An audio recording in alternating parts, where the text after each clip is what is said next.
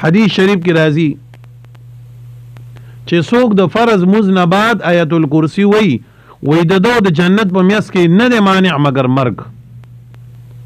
یعنی مفهوم د حدیث داسې شو چې کم بندا فرض منځو کې سلام وګرځي نارینه او یا زنانه اور پسې آیت الکرسی وای نو نبی علیہ السلام وی دی چې دی بس جنت ته تلو والے د صرف د په میاس کې څه شی مرګ مانع دی چې څنګه منشي الله پاک به تر جنت غ لذتونه او خوندونه ښکاره کی او د قیامت پر ورځ باندې به جنت ته داخل کی.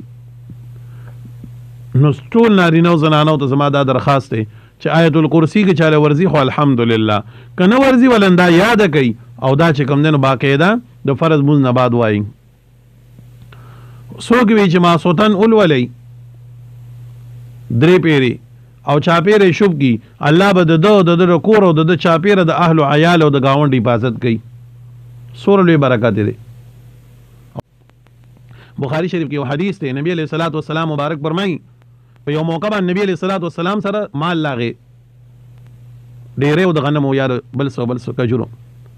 نبی علیہ الصلوۃ والسلام ابو هريره ته د دې حفاظت کې ته د تنن چوکیداری کې بار داسې پټی کېو نو پته ولګی چې دنیا کې اسباب به استعماله نو نبی علیہ الصلوۃ والسلام د اسبابو په بنیاد باندې ابو هريره د غیر لپاره نگران کو یعنی چوکیداری کوته. ابو هريره صاحب د سینا سے سایت ته یو سړی دی راغی او غلی چاپیره وکتېدل صادر خور کو دغه ډیری نه چې کوم دینو ډوګره واله او صادر چې پاندې ته وتاړو. ابو هريره صاحب راغی راټینګ کو وای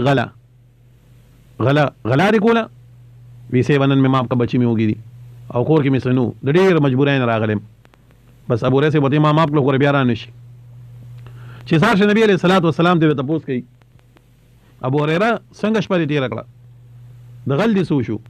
واه نبی علیہ السلام ته پته لګیدلې ده الله ته په وحی باندې خولیو وی چې هغه ډیر مینت سنت کو ما ماپ کو پرې مې خودو وی خیال کوه بیا به راځي په دوی مشپ بیا راغی بیا مینت سنت کو د پرې خودو په دوی مشپ د نبی علیہ السلام یې خیال کوه د غل بری بیا راځي نه منه نه ده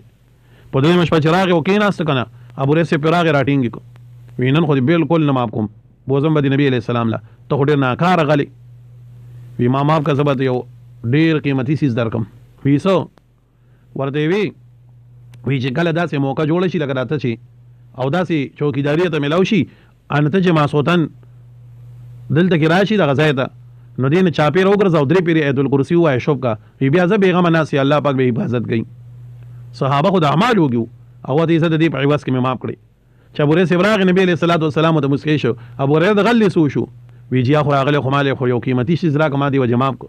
وی سو وی ایت الکرسی نبی علیہ الصلوۃ والسلام ته وی دک شیطانو خو وظیفه د لړی راخدر کړی دا شیطانو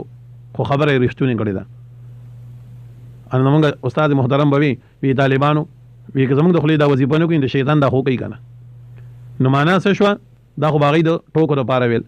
معنا دا چې سو کومو درې پیری ایت الکرسی ولولي او خپل مال باندې شوب کی الله بولی حفاظت کوي. ماشوم جاړي و پیری ایت الکرسی وای شوب کوي الله پاک بوله فوري طور چې کوم د نسو کی صحت هم ورګي کيره مر یا به ختم شي.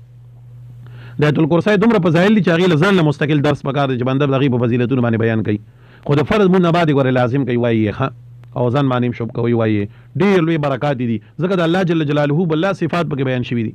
لکه سورہ اخلاص په شان ډیر لوی برکات الله دې صورت لور کړی دی.